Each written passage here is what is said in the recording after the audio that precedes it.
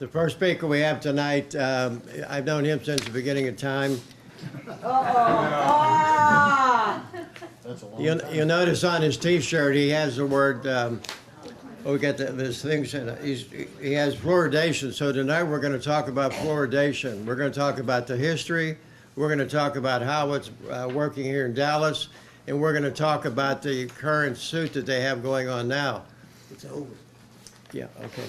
So also, this guy here back in 9/11 must have put out 3,217,000 discs on the 9/11 thing, and now he's into fluoridation. So let's give it up for Joe Stokes. Thank you.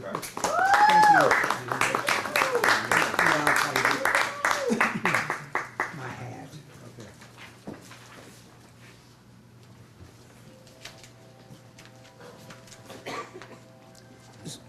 I'm Joe Stokes, a former art teacher and artist. I got online in 1998, and I knew a little bit about George W. Bush. When 9/11 happened, I was on top of that already. I knew something was wrong.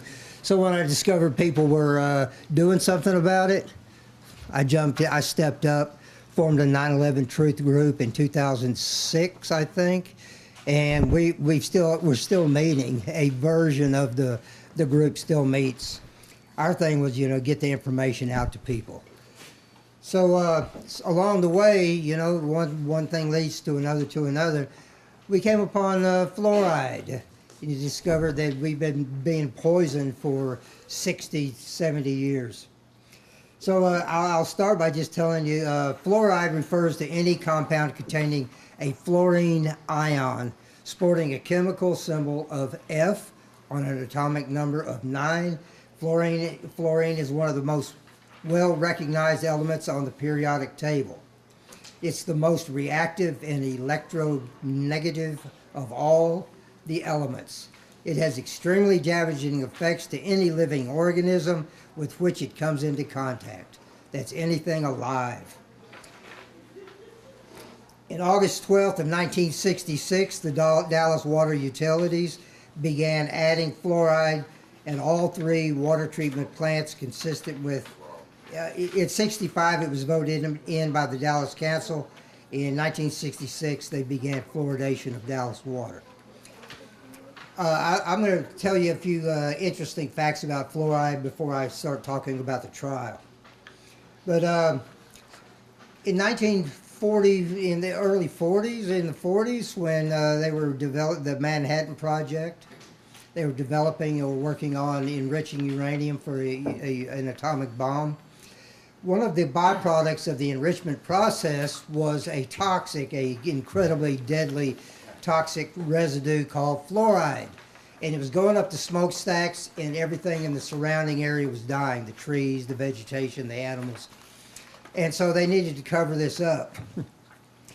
So that's when people started looking at fluoride. Before that, people all over the United States, probably all over the world, knew that fluoride was an insecticide and a rodenticide, I guess, killing rats and roaches.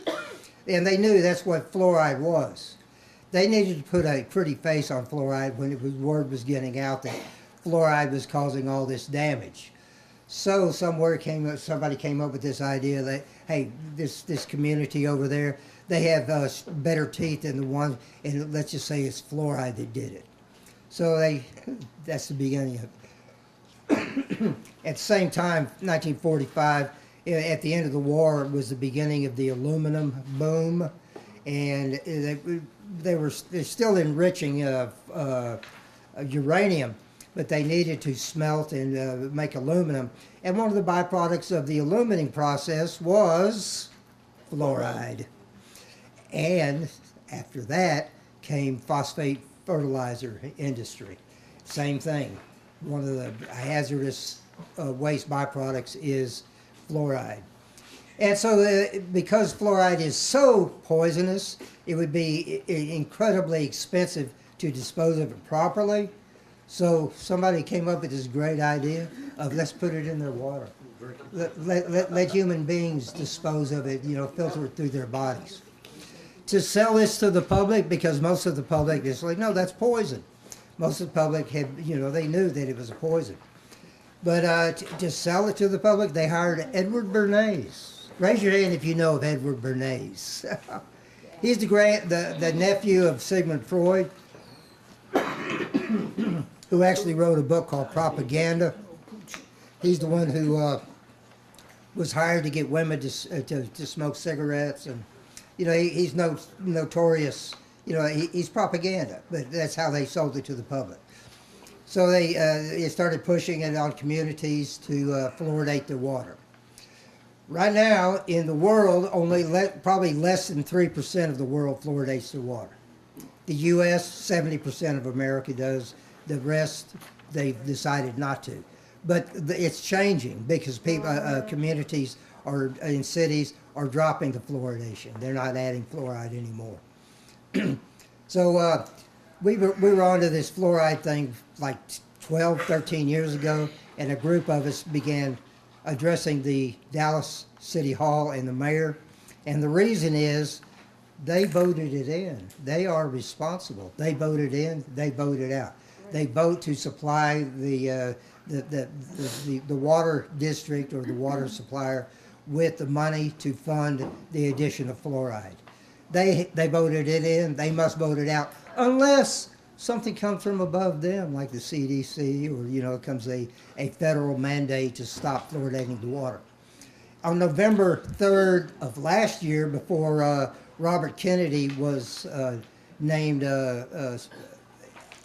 Health and Human Services Director, he made a statement. He said, on day one, we will remove fluoride from the U.S. water.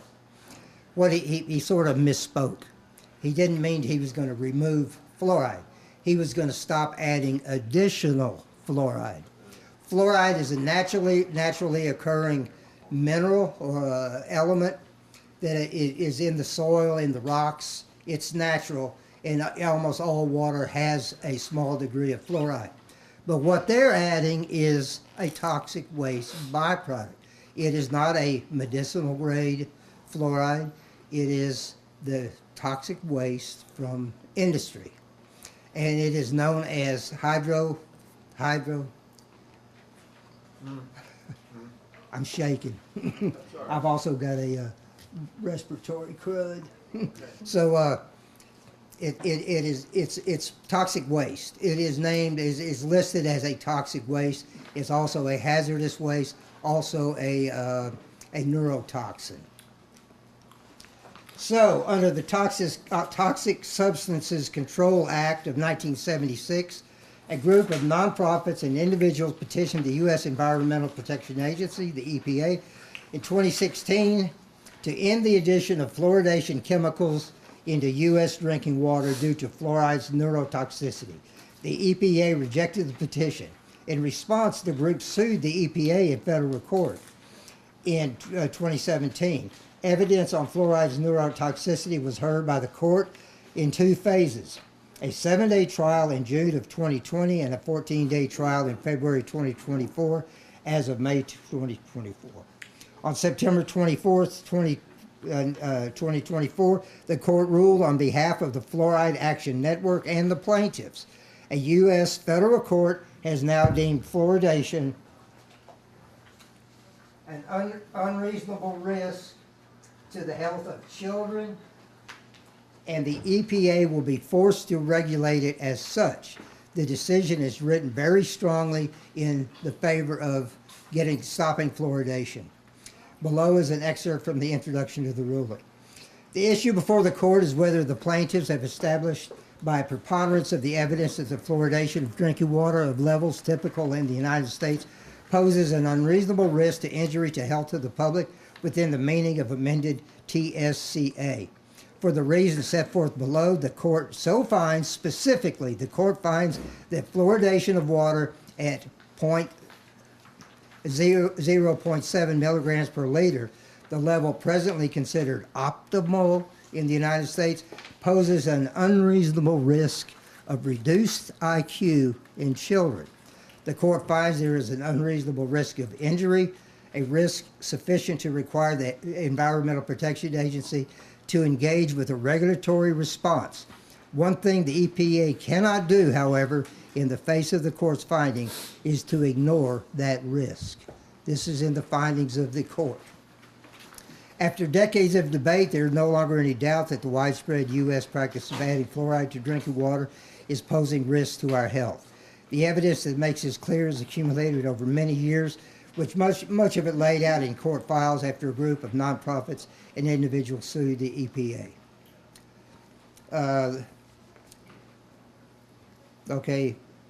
Part of unreasonable risk of injury and health. You'll find this fascinating. So during the trial, it was held up during the COVID, the pandemic, the COVID hysteria. But the judge had ordered a study of all the different studies, and they came up with a paper. The paper was withheld by Rachel Levine. Who knows Rachel Levine? Oh my God! Yeah. Under Obama, she was whatever that was. He was the Health and Human Services. She tried to bury it, tried to hide it, did everything she could to stop it from being produced because she knew what was in the paper, in the study. But it came out, a preliminary version of the report was leaked, and when that was leaked, it turned out it was almost the entire finished, and so they had to release the document. So the judge had waited for that, but not knowing that it had already been, it was already available, it was complete, but it was being hidden from the public. How long did the judge wait? Well, the trial from start to finish, it was 7 years. But how long after the report? Several months. Waiting for the report to surface. Let's see. The last 7 years have been packed with volumes of scientific evidence, expert testimonies, depositions, and the National Toxicology Program report, and FOIA documents shedding light on institutional interference, targeting top government toxicologists. In May of 24, a study that looked at pregnant women who drank fluoridated water and followed their children for 3 years after birth found that prenatal fluoride exposure was linked to a range of fluoride disease, maladies caused by fluoride in the water. What the public needs to know about the problems with children. And last month, a paper published by the journal The JAMA Pediatrics and authored by scientists with the National Institutes of Health found a significant inverse relationship between the measure of fluoride and IQ in 64 out of 74 studies. We have the evidence. All the science for the last 30 years has been massively in favor of ending the practice of fluoridation. So let me get back to what we've been doing. Starting 12 years ago, a group of us began speaking to the council. Well, the council that existed 12 years ago has been voted in, voted out, but we keep up with it. This was mainly an incredible woman named Regina Imburgia. Yes, Everybody know her? She's the one who has maintained this and kept it going and done everything that a person possibly could. And Linda is another one who speaks probably. There's Regina, Linda, and I have spoken more than anybody, and we keep going back to the council. We're not giving up. Here they know us all. They know us, and they I don't think they hate us, but we come up there. And early on in this, 12 years ago, I realized that they didn't want to learn anything. They weren't listening to us. When we start talking, they start fumbling through papers and get out their phones and their tablets and all that. And I thought, you know what? The least I can do is I can educate the public, because people are going to be listening, on their radios and online. They're going to be listening to this. So I endeavor to educate the public. And I think we all did, but we were also trying to educate the council. And little by little, at one time, we had probably 7 out of 15 people. They needed 8 to get to vote it out. And that their opportunity kind of came and went. I mean, it didn't happen. And then we had a council member who was so on our side, but it turned out he was a traitor. And he did everything to undermine and sabotage our efforts. Well, I'll tell you who that is. Adam Bazadul. Adam, Bazadul. Adam, District 7. District 7. Yeah, he you know, at first he may have been in our favor because he said he was. I mean, he's publicly stated it. It's on film and everything. But then later on, he had this a meeting with a kind of the pros and the cons of fluoridation. And he came in there and it's just obvious sabotage. Somebody got to him or he was a traitor from the start. I don't know. So Basil Dula, yeah, or he's just a typical politician. So we're working on the mayor. We're working on council members. We're working every chance we get. You're only allowed 3 minutes once a month to do this, to speak to the council. And whenever our time comes, we're up there. We're talking to them. And this next week, next Wednesday, we're going to have the first 5 speakers are all fluoride speakers. The first signed up for the open mic, one after another, after another, after another. And we're going to just keep on, you know, beating them over the head with it. So, to your handout, this very front page says, this tells you how and what you can do. It's the Dallas City Council who's responsible. You can call the mayor. You can call him after hours, like on a weekend or after hours, and leave a message. Or you can call during working hours and talk to an assistant and tell him what your concern is. It can be short, very brief. Tell the mayor to stop. You know, tell him he's got to stop. He knows he's got to stop, but he doesn't have what it takes to do it. To address the city council, with open mic, you have to sign up a week in advance. So as soon as the meeting is, Oh, yeah. so a week, it's in your instructions. And it's on a work day. Yeah, it's at 9 o'clock. The meeting is at 9 o'clock on Wednesday. On Thursday, after we just had a meeting, then you call in at 8:15, starting at 8:15, and you ask to speak, be an open mic speaker, and then you're put down for the next meeting in the next week. I've included the city secretary's phone number, and this is something that you can do, and we need help. It's, you know, we got like 5 or 6 regular people who do it, but it's mostly 3 regular people who do it. You know, what if we had 20 or 30 or people who would just show up at the meetings to show support for the people who are doing it? I've included some websites, the fluoride lawsuit that goes into a lot more depth than what I talked about. And the fluoride alert, 50 reasons to stop fluoridation. And then it says old BitChute search query fluoridation. I've uploaded 107 videos to BitChute about mostly our council talks, because we take the recorded of us, the open mic speakers, and then I grab them and I put it on BitChute and share them with others. So there's a whole big collection kind of showing the last 2 years of our history, and some that goes back even further. And then down at the bottom there it says contact Joe Stokes. That's me. There's my phone number. There's my email address. I founded that 9/11 group 16, 17 years ago, I think. And we're still going, but we changed their name to the Sentinel. And there is North Texas Sentinel, and we still meet, usually on Saturday evenings, a small group now. And then my BitChute channel, if you want to go look at it, because On my bit shoot, I cover everything. When I say everything, I'm saying everything. Because one thing leads to another, to another, to another. And then you realize, hey, we've been lied to about everything. So I'm in the business of trying to get people to take their blinders off. You know, I realize that if you're buying into what they're pushing, that there's no hope for humanity.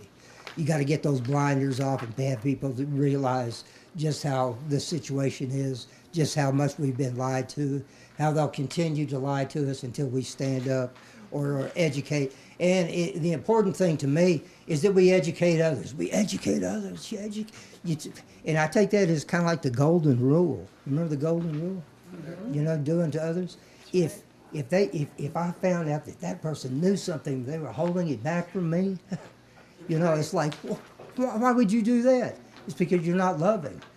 To educate another is loving the other person. To warn another person, that's loving. That's the golden rule, and I live by that.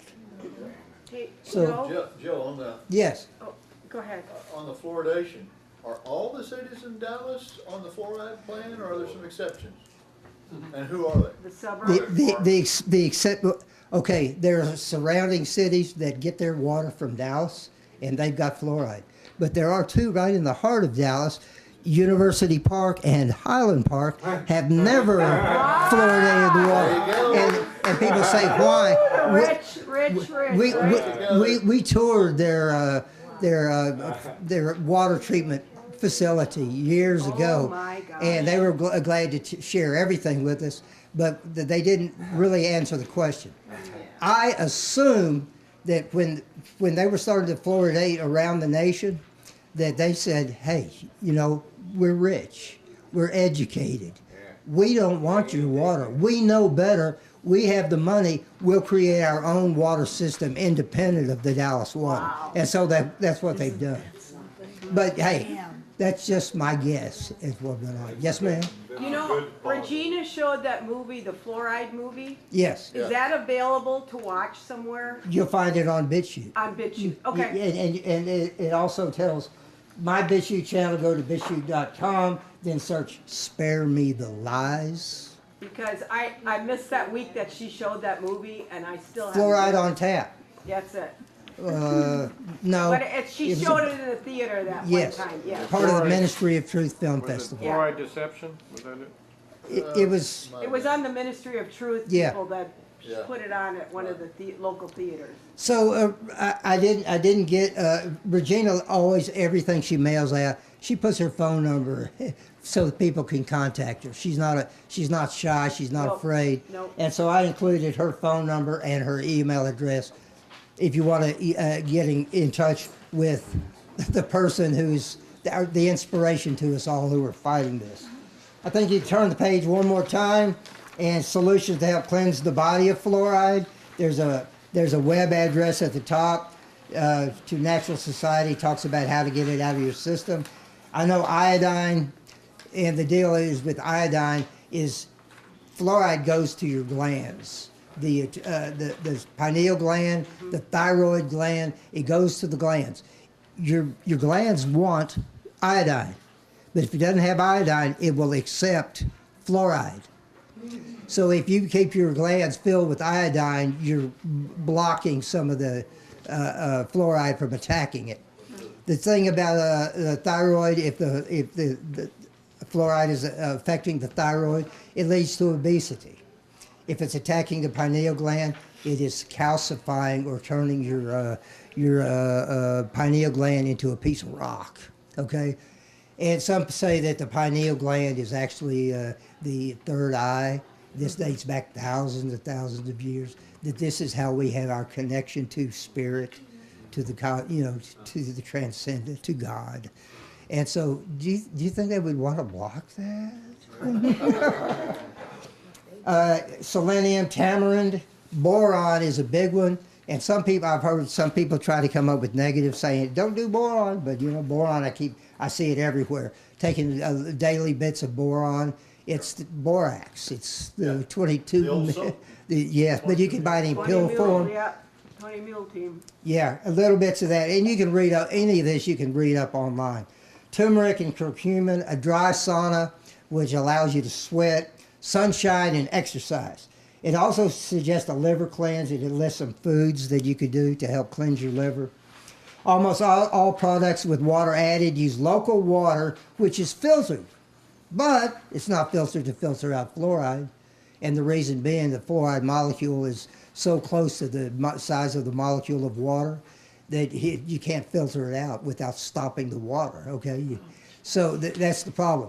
But a filter, a reverse osmosis system will remove most of the fluoride.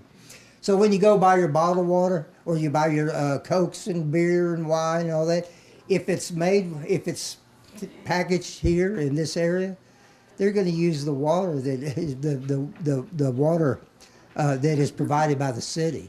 They're not filtering out the fluoride. So your beer and Cokes and soft drinks, everything, it has fluoride. So it's best to just avoid all that. Joe, Yes. what about charcoal home filters? That's it. I don't think so. No. No? No. It's you can go to some of the health food stores and they sell RO filtered water. You know, they got a big machine that filters it right on the spot. Or you can install one under your sink. Another thing is, unless you install a whole house filter, you're still going to get fluoride in your food because the food is watered with fluoridated water. It's in the food. It's everywhere. Yes, sir. If you have the money, James McCanney has fluoride filters that he sells. It's jmccsci.com, James McCanney Science. And it's a little bit expensive, but it does the job. The best thing to do is get on board and help the council see the light and convince them to stop fluoridating, stop adding fluoride. And also on this, so your bottled water, probably the majority of bottled waters contain fluoride.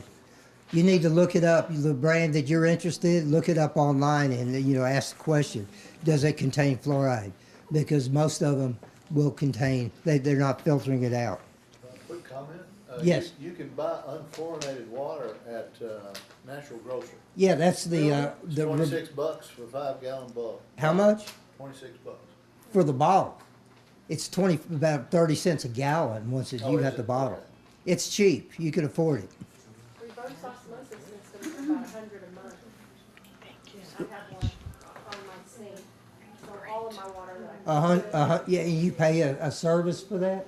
you just pay for them to Okay. install it. Now, I installed my own RO system under my sink. Well, good for you, I'm not that. Okay, and it's paid for. So the one you get at Natural Grocers comes in gallons or? It's a big machine, and you take your bottle up there and you fill whatever bottle you have. And you don't want to use a plastic bottle. No. Okay. One more warning is I'm running out of time. Okay. Okay, here's a warning. I said SSRI medications are primarily fluoride. These are all your antidepressants. You know, the Prozac and all those. They are mostly fluoride. And there's that story that says, like, back in the German camps, they used fluoride to sedate the inmates. Well, there's no evidence that Germany did it, but there is evidence that Russia did. And we do it. And I would also avoid Teflon cookware. And you've heard of PFAS chemicals, the forever chemicals. The F in PFAS is fluoride. So they know what they're doing. The last page is like 10 good reasons. If you want to talk to the mayor or talk to the council, this will give you some ideas. The important thing, the most important takeaway from all of this is you have the information on how to talk to the mayor, how to address the council, how to talk to other people. We need to get this done. We can hope that RFK gets through and that this happens with the MAHA, but why give up? We're this close. Keep at it. Keep at it. Thank you.